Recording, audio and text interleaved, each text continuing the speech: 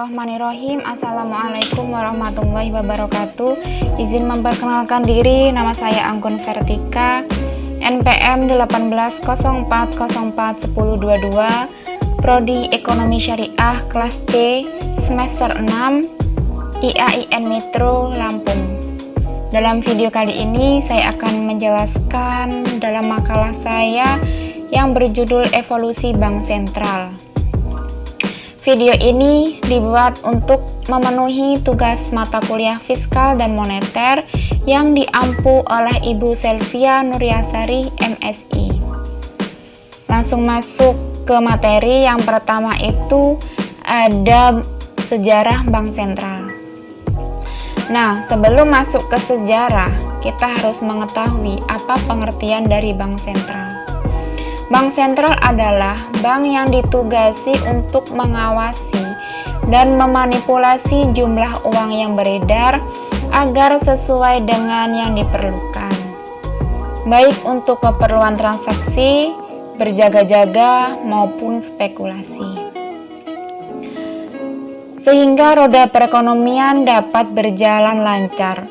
Oleh karena itu, bank sentral pada umumnya mempunyai dua peranan, yaitu sebagai salah satu unsur penguasa moneter yang berwenang melaksanakan kebijakan moneter dan sebagai lembaga yang diberi wewenang untuk mengatur, untuk mengawasi, dan untuk mengendalikan sistem moneter yang ada dalam satu masyarakat atau satu negara.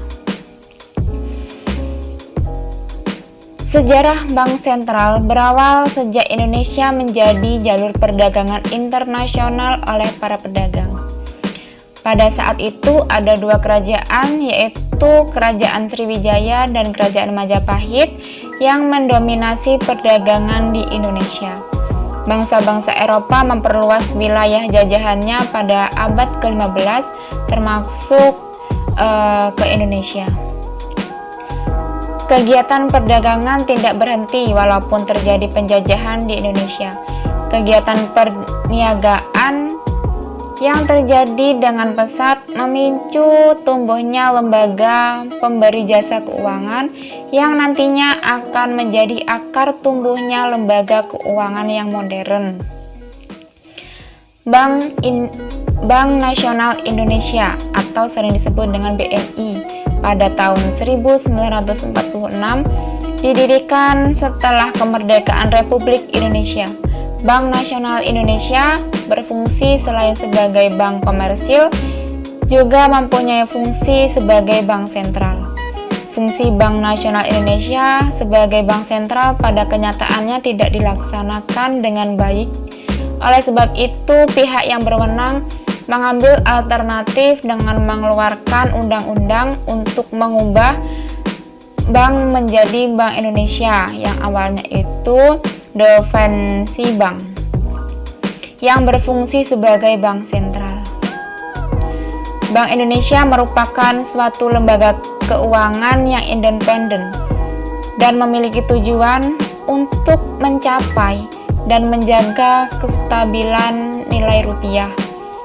Bank Indonesia mempunyai tugas yaitu menetapkan dan melaksanakan kebijakan moneter, mengatur dan menjaga kelancaran sistem pembayaran, mengatur dan mengawasi bank untuk mencapai tujuannya. Kemandirian Bank Sentral banyak diatur dalam Undang-Undang tentang Bank Indonesia, misalnya seperti yang terdapat pada Undang-Undang Nomor 3 Tahun 2004 Pasal 4 Ayat 2 yang menyatakan bahwa Bank Indonesia adalah lembaga negara yang independen, bebas dari campur tangan pemerintah atau pihak-pihak lainnya, kecuali untuk hal yang secara tegas diatur oleh undang-undang itu. Undang-Undang Nomor 23 Tahun 1999 Pasal 9 menyatakan pula bahwa pihak lain dilarang melakukan segala bentuk campur tangan terhadap pelaksanaan tugas Bank Indonesia. Bank Indonesia pada dasarnya mengemban tugas yang pokok dalam membantu pemerintah dalam mengatur kebijakan ekonomi. Sifat kemandirian diberikan kepada Bank Indonesia dengan tujuan untuk melaksanakan tugas Bank Indonesia dapat berjalan dengan baik tanpa campur tangan dari pihak-pihak lain. Kemudian materi yang kedua tentang konsep kelembagaan Bank Sentral. Keberadaan Bank Sentral yang merupakan salah satu lembaga yang cukup strategis bagi perekonomian suatu negara mengalami evolusi yang cukup panjang, baik secara historis maupun secara konsepsi. Awal perkembangan kelembagaan Bank Sentral terjadi pada pertengahan abad ke-17 dengan didirikannya bank di Swedia dan di Inggris yang kemudian menjadi bank sentral di negara tersebut. Secara konsepsi, perkembangan kelembagaan bank sentral tidak terlepas dari hasil implementasi dari konsep free banking system dengan central banking system. Konsep free banking system adalah sebuah sistem perbankan tanpa bank sentral. Sistem bank bebas mengeluarkan banknot, menerima deposit, dan memberikan pinjaman atau kredit. Tidak ada lembaga sentral dalam konsep free banking system. Selanjutnya, kelembagaan bank sentral mengalami beberapa fase perubahan atau evolusi yang menjadikan dinamika ekonomi, sosial, politik, dan budaya yang terjadi di suatu negara. Berbagai perubahan yang terjadi menunjukkan bahwa bank sentral merupakan lembaga yang memegang peranan yang cukup penting dalam perekonomian. Pada umumnya, kontribusi terpenting dari bank sentral dalam perekonomian adalah di bidang moneter, di bidang perbankan, yang paling konvensional adalah di bidang sistem pembayaran suatu negara atau suatu kawasan. Salah satu konsepsi atau landasan mengapa bank sentral sebagai suatu lembaga menjadi demikian penting bagi perekonomian suatu negara atau kawasan. Antara lain dikarenakan bank sentral secara konsepsi merupakan suatu lembaga yang berada pada posisi sentral atau berada di tengah dari berbagai pihak atau lembaga yang kepentingan di bidang perekonomian. Sebagai suatu lembaga yang berada di posisi sentral, bank sentral merupakan lembaga yang diharapkan untuk bertindak netral. Nah, artinya bank sentral harus mengedepankan kepentingan publik. Bank sentral ditugaskan untuk mengambil kebijakan dan melakukan tindakan yang memihak pada kepentingan pemegang kedaulatan negara, yaitu mencapai dan mewujudkan kesejahteraan masyarakat suatu negara atau kawasan tersebut. Kemudian materi yang ketiga yaitu tentang evolusi bank sentral. Nah, yang pertama itu ada evolusi kelembagaan bank sentral. Kelembagaan bank sentral juga mengalami tahapan perkembangan, mengikuti perkembangan perekonomian dan sosial politik dari suatu negara. Secara umum, bentuk dan ukuran kelembagaan bank sentral yang ada saat ini merupakan hasil evolusi kelembagaan bank sentral sebagai bentuk penyesuaian lembaga terhadap perkembangan yang terjadi di lingkungannya, khususnya perkembangan politik, perkembangan ekonomi, sosial budaya, dan perkembangan ilmu ekonomi. Dalam perkembangannya, bank sentral juga berperan sebagai supervisor dan regulator dari bank sentral. Bahkan untuk beberapa negara, bank sentral juga berperan sebagai penjaga kestabilan sistem keuangan. Peran di bidang sistem keuangan juga berkembang pada lembaga keuangan di luar perbankan seperti lembaga asuransi, pasar modal, dan lembaga keuangan lainnya. Selanjutnya, evolusi peran bank sentral. Peran bank sentral mengalami evolusi yang beragam tergantung pada perkembangan ekonomi, sosial, politik, dan tuntunan masyarakat pada eranya. Seiring dengan perkembangan perekonomian, suatu politik dan pengetahuan dan teori yang berkembang saat itu, maka peran dan tugas bank sentral juga mengalami perubahan yang cukup besar.